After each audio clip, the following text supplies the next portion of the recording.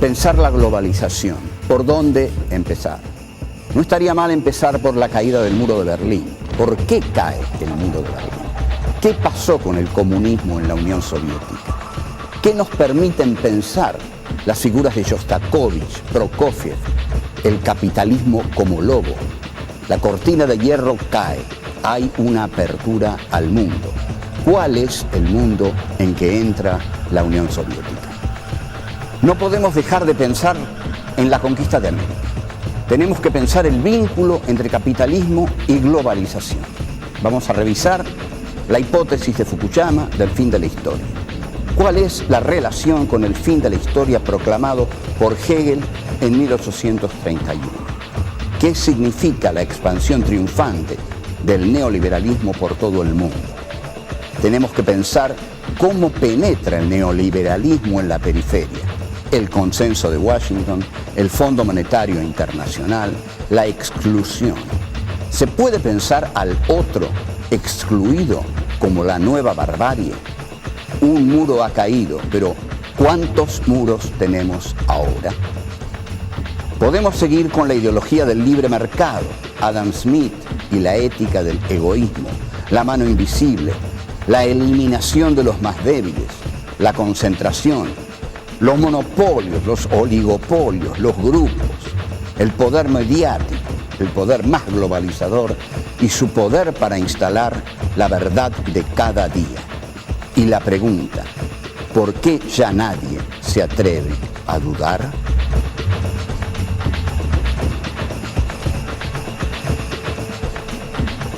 Buenas noches. Bueno, hola, ¿qué tal? ¿Qué tal? Gracias. Bueno, mientras los hicimos esperar, y ya con esto estamos entrando en nuestro tema, corro muchos riesgos yo en esta nueva experiencia, la verdad. Parezco el hombre biónico, me metieron esto, acá adentro tengo cosas rarísimas, y lo peor es que lo tengo a rep a mis espaldas. Es decir, estoy entregado a él porque él me ve y yo no lo veo, y él tiene un arte enorme que es el de dibujar y puede dibujar lo que quiera. Pero bueno, allá él. Mientras ustedes esperaban, pusimos el concierto para cuerdas, trompeta y piano de Dmitri Shostakovich en la versión de Argerich. Y esto nos lleva a empezar por Dmitri Shostakovich y Stalin, que es un muy buen partido para ver por qué se cayó el muro de Berlín. Dmitri Shostakovich era un músico desmesuradamente genial, y en la década del 20 más o menos compuso una ópera que se llamaba La Nariz. Esto a Stalin ya no le gustó nada porque la ópera era atonal, y esto a Stalin le parecía basura burguesa, degradación burguesa, degeneración de los sonidos. En comienzo de los 30, Dmitri compone una ópera, y el caso es célebre, que se llama Lady Macbeth de Minsk, y está en unos tiempos en provincia, y cuando se da en Moscú, Stalin la va a ver, y al día siguiente publica en Pravda un horroroso artículo que dice que la ópera es una colección de sonidos tremendamente desagradables, la ópera tiene que bajar. Shostakovich está muchos años, o varios, 4 o 5 años creo, sin componer, preocupado, no le pasa nada, no lo matan, no lo purgan, no lo mandan a Siberia. Era Shostakovich, es decir, Occidente hacía todos los esfuerzos para llevárselo, pero Dmitri se quedaba en Rusia. Hay algo que a los rusos los hace quedarse en Rusia. En 1938, si no me falla la memoria, Shostakovich escribe su Quinta Sinfonía y le pone el subtítulo de Respuesta creativa de un artista a una crítica justa. Entonces, con esta Quinta Sinfonía, Shostakovich le pide disculpas a Stalin. La Quinta Sinfonía es una de las más grandes sinfonías de la historia de las sinfonías. Recorre todo el mundo inmediatamente. Enseguida la toca Stokowski, que en ese momento es una versión pésima la de Stokowski, pero bueno, era el director de orquesta por excelencia, es el de Fantasía, no sé si ustedes recuerdan eso.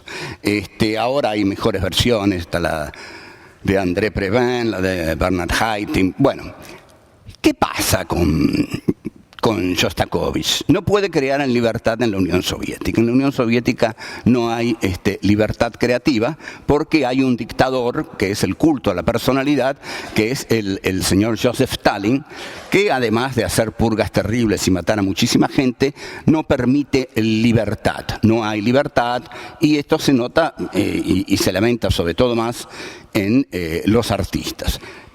Los grandes artistas. La Unión Soviética tuvo dos grandes compositores en el siglo XX, Shostakovich y Sergei Prokofiev.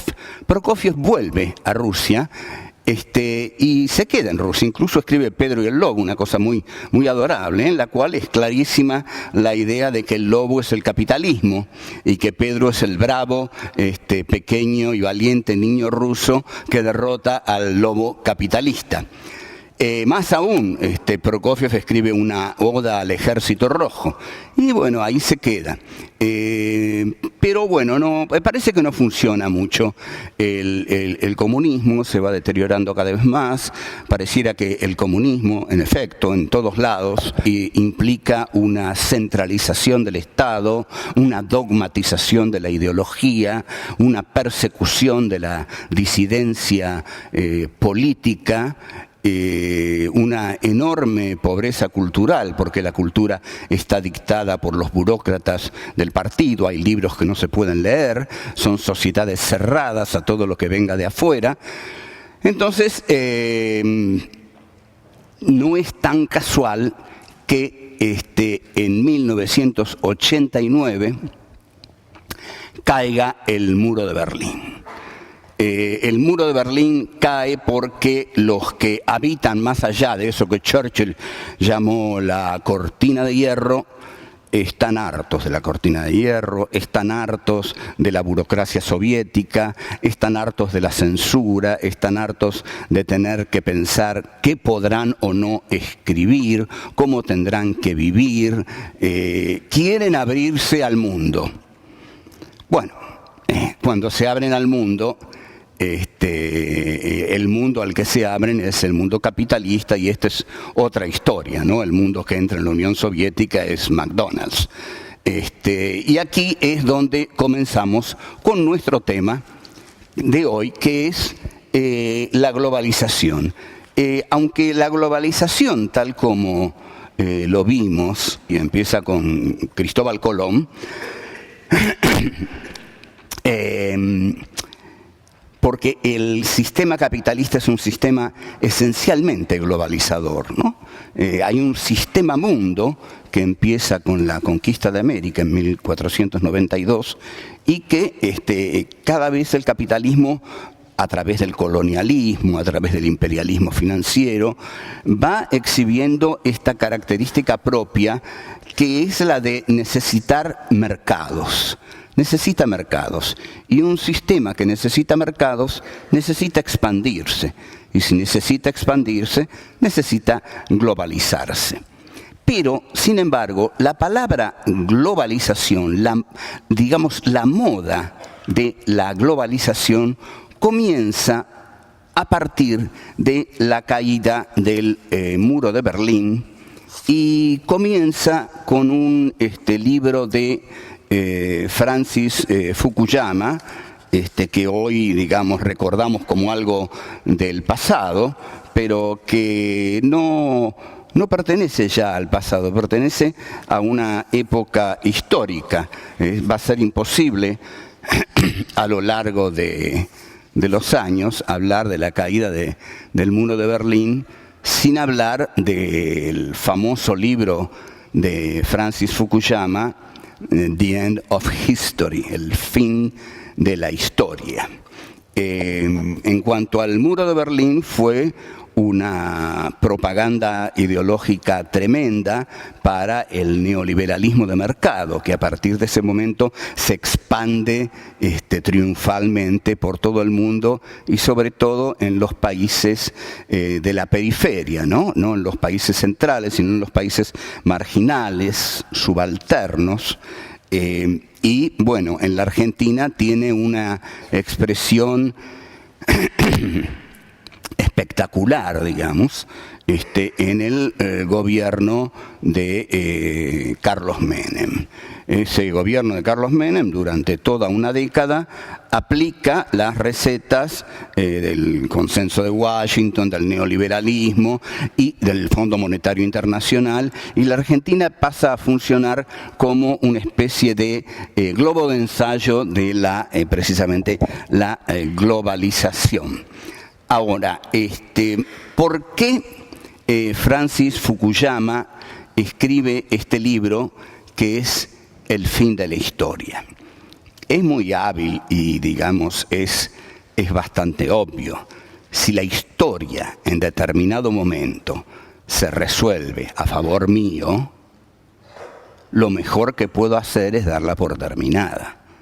Entonces, si la doy por terminada, digo, se acabó la historia. Lo que de aquí en más va a ocurrir en la modalidad que ha triunfado. Esto es lo que dice Fukuyama. No es que se acabó la historia. La historia va a seguir, pero en la modalidad del neoliberalismo de mercado. Lo que ha triunfado es el capitalismo de mercado. Lo que ha sido derrotado es el totalitarismo comunista, tal como fue derrotado el totalitarismo nacionalsocialista. Con lo cual reducen la lucha del siglo XX a una lucha entre la libertad y los totalitarismos. La libertad sería la de los países democráticos que propugnan la libertad económica, la vieja libertad económica del laissez-faire, laissez-passer de Adam Smith, pero esta libertad económica se expresa ahora en la libertad de mercado y en la democracia. Nosotros vamos a ver después en qué consiste la libertad de mercado y por qué la libertad de mercado también mordió el polvo de la derrota y la humillación, digamos, ¿no? Que esto está ocurriendo durante estos días. Pero ya Hegel, en quien se basa Fukuyama, en 1831, había declarado el fin de la historia. Hegel había dicho más o menos lo siguiente. Hegel daba clases en la Universidad de Berlín, es decir, era un filósofo que trabajaba para un monarca. Quizás es un sueño de todos los filósofos trabajar para un monarca y poder escribir lo que quieren y el monarca los banca, ¿no? Eso le pasaba a Hegel y era el rector de la Universidad de Berlín, al bajo costo de elaborar la filosofía que Federico Guillermo de Prusia necesitara. Eso a Hegel no le costó mucho porque era muy inteligente, entonces decidió que el gobierno de Federico Guillermo de Prusia era tan bueno como para dar por terminada la historia en ese momento. ¿Por qué Hegel da por terminada la historia en ese momento? Habría que estudiar todo Hegel, ¿no? Pero podemos no estudiar todo Hegel y entender por qué Hegel da por terminada la historia en 1831. Toda la filosofía de Hegel es una larga reflexión sobre la historia. Para Hegel incurre en una divinización de la historia. La historia es el ser. Toda la historia humana que el hombre ha hecho es el ser o el concepto o la idea. Esta historia que el hombre hace la va haciendo en distintas etapas. No sabe en cada una de esas etapas lo que está haciendo, porque la conciencia que hace la historia Es una conciencia en cuyo autodesarrollo cada vez va sabiendo más de sí misma y de la historia. Entonces, para Hegel, toda la historia humana es un largo desarrollo de la conciencia a través del cual la conciencia va tomando conciencia de sí. Y este acto de tomar conciencia de sí consiste en saber que la historia la hace la conciencia, que la historia es un proceso del desarrollo de la autoconciencia de los hombres, que conciencia e historia, pensamiento y ser son lo mismo, porque la razón es la que hace la historia y la materia histórica, al ser hecha por la razón, es también razón. De aquí la célebre fórmula de Hegel: todo lo racional es real y todo lo real es racional. Ahora, lo que va a decir Hegel es que llega un momento en el cual por fin los hombres saben que esto es así. Saben que todo lo que ha ocurrido en la historia ocurrió para que en la filosofía de Hegel sepamos que la historia es el autodesarrollo del conocimiento del hombre sobre sí mismo y sobre la historia hasta llegar al momento de este conocimiento total, en el cual en Hegel se sabe cómo ha sido todo. Ha sido que en este momento sabe Hegel en su filosofía que la historia ha sido el desarrollo de la conciencia del hombre que se conoce a sí misma en tanto hace la historia y que la historia es el reflejo de su actividad. Bueno, más claro no puedo ser, pero hay cosas que voy a insistir a lo largo del curso, hoy quizás no era el día en que todos ustedes debían entender Hegel. Llegará otro momento, pero creo que esto no va a ser en vano lo que dije. Ahora bien, ¿qué hace Hegel? Hegel es un filósofo monárquico, está defendiendo a una monarquía, está diciendo: aquí ha terminado la historia, conmigo en la cátedra de Federico Guillermo de Prusia, dando estas lecciones, diciendo: señores, la razón ahora sabe que toda la historia ha sido racional y que todo lo real es racional, y bueno, y aquí termina la historia. Pero aparece un sujeto que Hegel no había tenido en cuenta y que era el proletariado. Entonces, Hegel no es el filósofo que expresa al proletariado. El filósofo que expresa al proletariado es Marx. Entonces, lo que Marx le va a decir a Hegel es: mire, Federico Guillermo, la historia no ha terminado porque aquí ha surgido un nuevo sujeto, que es el proletariado. Y este sujeto justamente lo que quiere y lo que va a hacer es negar tanto a la monarquía de su rey como a la burguesía que usted representa. Entonces, lo que va a decir Marx es: yo sigo siendo el verdadero dialéctico. Porque lo que le van a reprochar a Hegel es que ha traicionado a la dialéctica.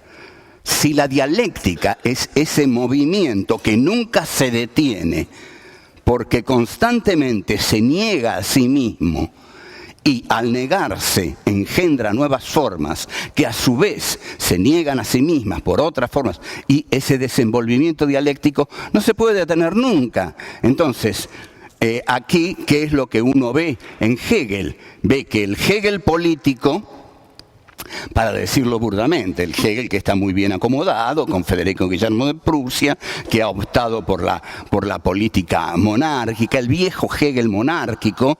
Qué feo esto, que un gran filósofo como Hegel, cuando envejece, se vuelve reaccionario y monárquico, ¿no? Eso no debió haber ocurrido, pero el viejo Hegel monárquico congela la historia. La historia no se puede congelar porque la dialéctica no se congela nunca. La dialéctica avanza de negación en negación, de destrucción en destrucción. Entonces, Marx va a decir: yo soy el dialéctico, porque yo soy el que ha descubierto la nueva fuerza destructiva dentro de la historia. Y esa nueva fuerza destructiva es el proletariado. Y el proletariado va a enterrar a la burguesía. Y al enterrar a la burguesía va a construir una sociedad que va a ser una sociedad sin clases, sin opresores, ni oprimidos, sin explotadores, ni explotados. Tampoco esto se le hizo a Marx. Con lo cual vemos que en filosofía es mejor pensar que profetizar. Cuando uno profetiza, perdió. Porque efectivamente, si algo tiene el futuro, es que no es predecible. Contrariamente a la profecía de Marx acerca de que el proletariado iba a sepultar a la burguesía, todo pareciera indicar que la burguesía ha sepultado al proletariado. Al menos en nuestro país, no diría yo que hay una clase obrera como la hubo en otros tiempos, ¿no? Lo que tenemos son marginados, excluidos, escupitados por un sistema que cada vez incluye a menos y excluye a más.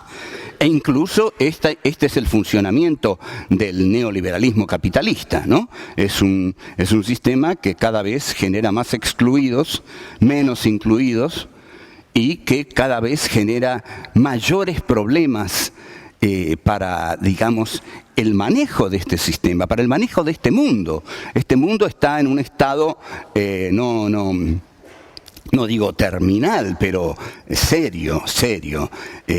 Y todos los excluidos constituyen la nueva barbarie.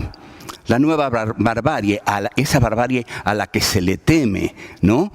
Los musulmanes imposibles de integrar por las políticas parisinas, por el fascismo de Berlusconi, los mexicanos que se le meten a Estados Unidos por todos lados, los bolivianos que tenemos acá, que son tan odiados por cierta clase media que digamos, propulsa una ideología muy particular de la Argentina, ¿no? Que es la ideología taxi, que digamos, deambula por toda la ciudad y a través de la cual, bueno, se odia a todo el que viene de afuera, al otro, digamos. El otro, yo odio al otro porque el otro viene a sacarme lo mío. La escasez determina el odio entre los seres humanos. Como no hay para todos, como hay para muy pocos, cada uno que viene de afuera, un boliviano, un peruano, un chileno, no es un hermano latinoamericano, ¿no? Lo que lo siente acá es sentido como uno que me viene a robar el trabajo, uno que viene a robarme lo que ni yo tengo, porque tampoco acá la gente tiene trabajo. Entonces llegamos a esta paradoja.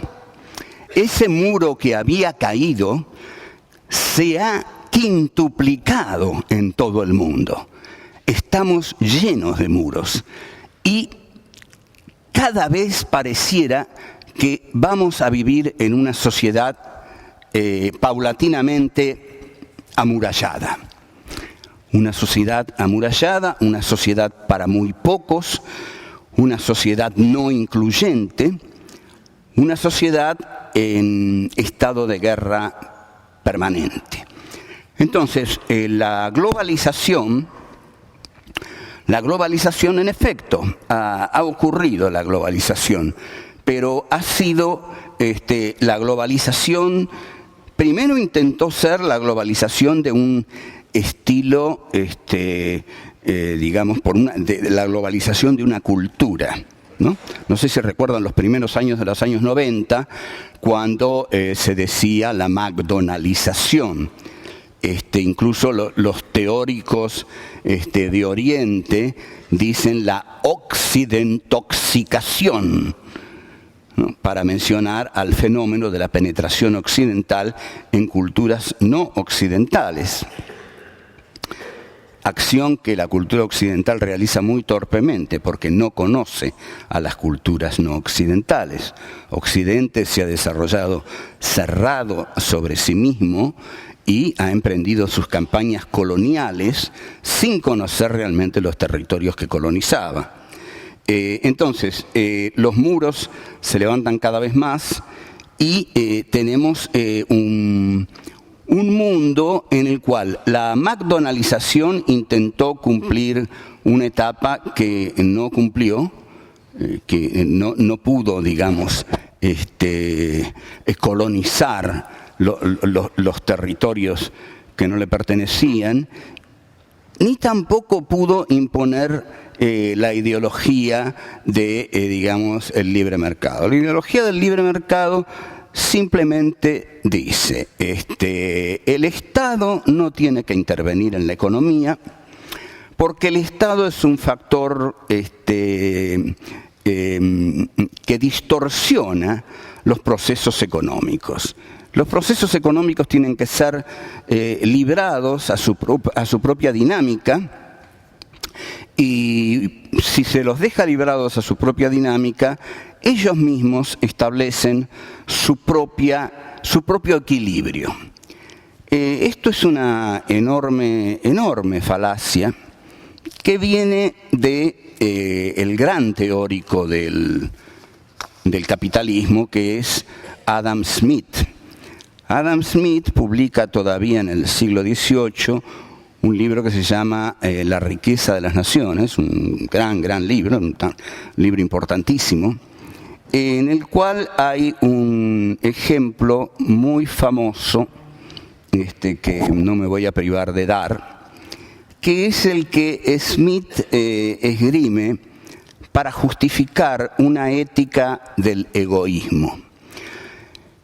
En principio observemos que el capitalismo, en manos de su más grande teórico, a lo que apela como motor moral del sistema es al egoísmo. Es al egoísmo. Y hasta quizás nos podríamos arriesgar a decir que esto ha sido uno de los principales motivos de su persistencia. ¿Cómo es esto el egoísmo? Adam Smith va a hablar de los carniceros.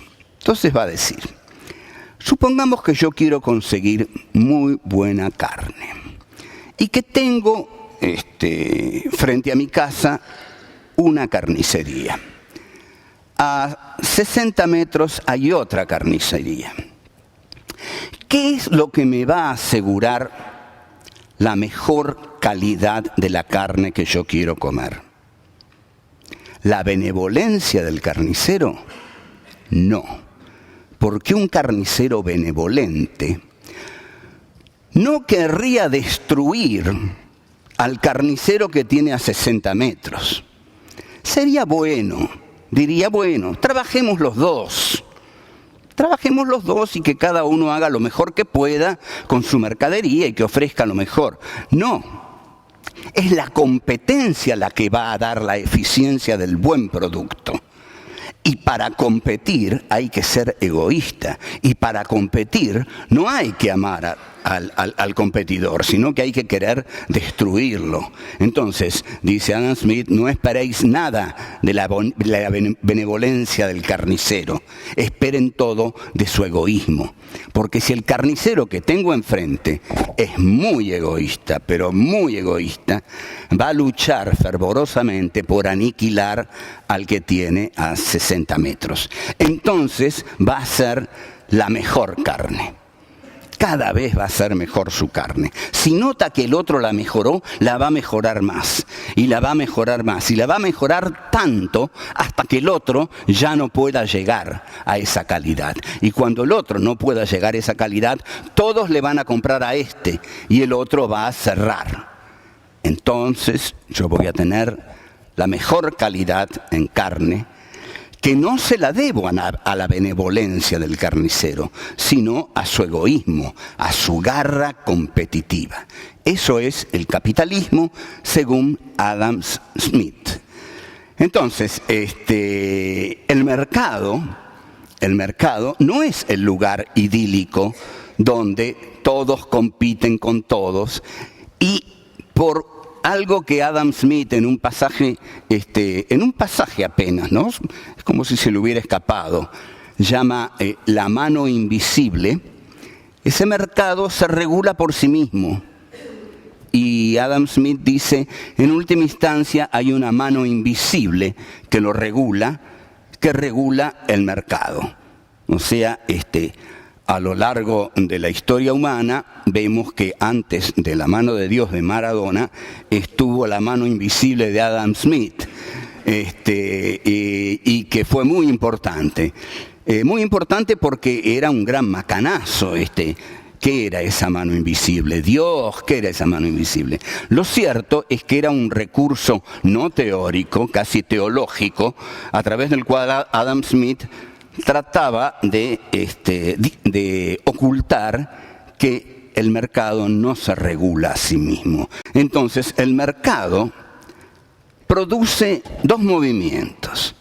Por un lado, el mercado del neoliberalismo capitalista va eliminando a los más débiles y se va concentrando cada vez más, ¿no? Esta es una imagen clarísima. El mercado es así, pero en la medida en que se eliminan a los más débiles, se concentran y cada vez el mercado es de los más fuertes. El otro excepcional recurso que tienen los más fuertes del mercado es que en determinado momento ven que ya no les conviene pelear entre ellos, sino que les conviene unirse. Y al unirse forman los monopolios, los oligopolios, o esta palabra que está muy utilizada, que son los grupos. Los grupos. Una vez un tipo de Xerox me dijo, muy triste, pensar que yo para tomar una decisión tengo que hablar con un tipo que está en Suecia y que ni sabe dónde queda la Argentina. Esto es el capitalismo. Entonces, cada vez tenemos grupos cada vez más concentrados. En estos días hay una batalla entre, un gobierno que trata de no obedecer a ciertas reglas de oro del mercado. Por ejemplo, trata de intervenir en el mercado, trata de fortalecer el Estado y sobre todo está tratando de enfrentar a un grupo muy poderoso. Ese grupo es poderoso, pero tampoco sabemos de quién es ese grupo. Es el grupo Clarín. Yo la verdad no sé de quién es el grupo Clarín, porque hay grupos de grupos. No sé con quién habla el señor Mañeto para tomar una decisión final. El poder mediático trata de sujetar a los sujetos. Esta es la gran tarea del poder mediático. El poder mediático, que es el poder más globalizador que existe, que está en todos lados. Uno donde vaya encuentra los mismos programas, o el mismo estilo de programa, ¿no? Encuentra que lo que se hace acá, se hace allá, con otro nombre, con otros actores, con otros tipos. Y esta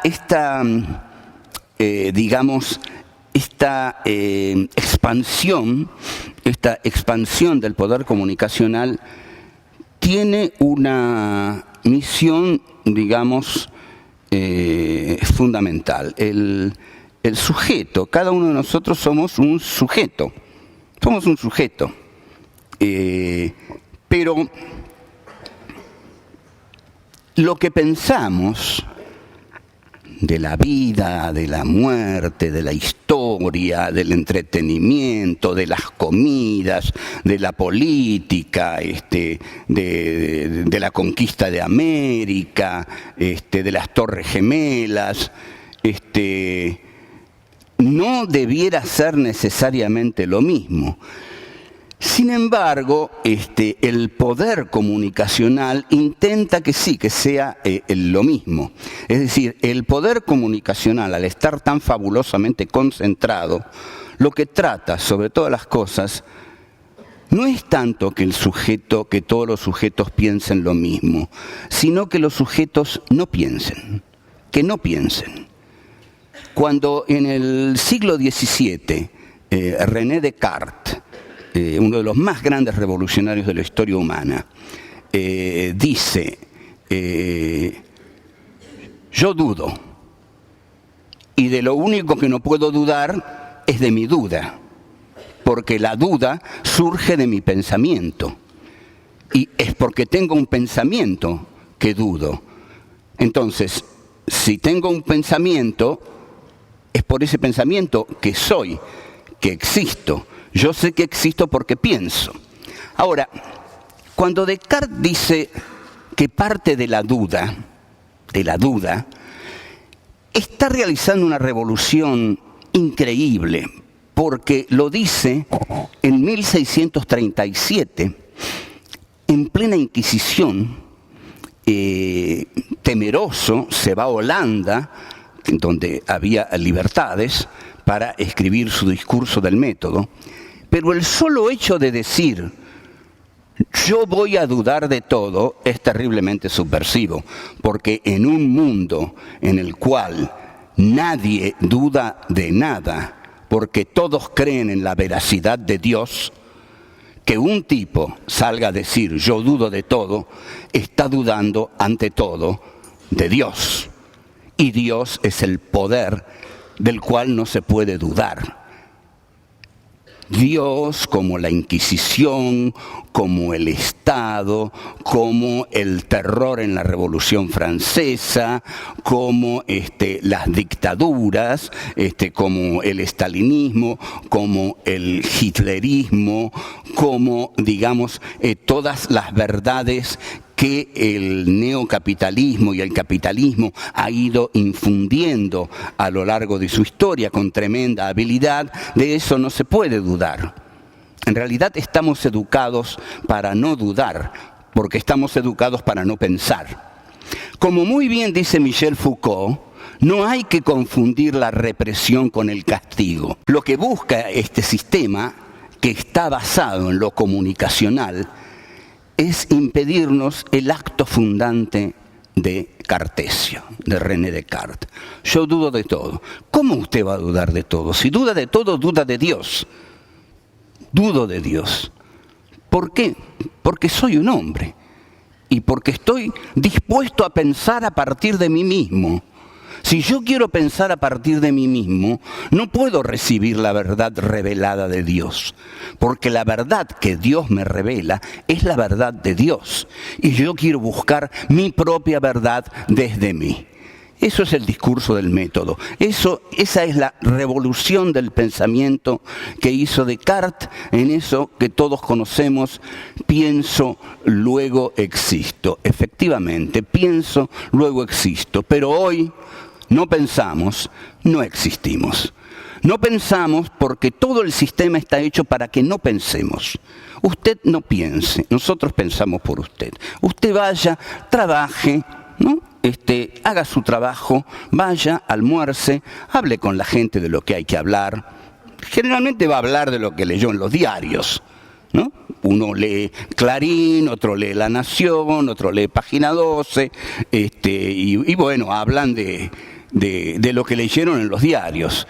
En realidad las discusiones se establecen sobre lo que la gente leyó en los diarios, porque pocos son los que saben más que eso. Bueno, pero hay poder en esto, porque hay una agenda que los más poderosos establecen, y por eso existen los grupos. Si yo tengo un programa poderoso de radio a la mañana, si ahí pongo a un comunicador excepcional y si ahí lanzo la noticia del día, que es una mentira, o que es una verdad, pero es esa cosa en la que quiero que todos piensen para que no piensen en otras, la largo ahí, la recojo en el noticiero del mediodía. se ha informado que tal y tal cosa, tenemos en comunicación al sociólogo tal con el ingeniero tal, que establecen una polémica tremenda. Sigue, bueno, a la tarde, durante toda la tarde, las distintas modalidades de cada uno, de los comunicólogos de la tarde, ninguna modalidad muy brillante en ninguno de ellos, ustedes los conocen. Para mantener este sistema hay que darle también los medios de comunicación a quienes estén dispuestos a someterse a estos mecanismos. Y a la noche, bueno, en mis programas de televisión, ¿no? Y sobre todo en el programa de televisión que si yo soy el grupo todopoderoso, puede llegar a tener el 30% de rating, decía, aniquilar a todos los otros, establecí la verdad del día. Todo el mundo discutió de lo que yo quería que discutieran. Ninguno pensó otra cosa. Ninguno pensó una alternativa. Entonces, lo que dice Foucault es esto. Cuidado, porque el marxismo, la izquierda en general, ha tenido la tendencia de considerar a la represión como un castigo físico. No. La represión, y esto no lo dice Foucault, pero es que nos van a entretener hasta matarnos. O hasta matar nuestras conciencias, nuestra capacidad individual y autónoma de juzgar. Eso lo van a lograr entreteniendo.nos. Vamos a creer que nos entretienen. Con el caño, con los culos, con las tetas, con todo ese mundo, ¿no? Que la gente consume, con las telenovelas, que siempre tratan temas muy reales, desgarradores, así. Mientras tanto, nadie se pregunta por nada.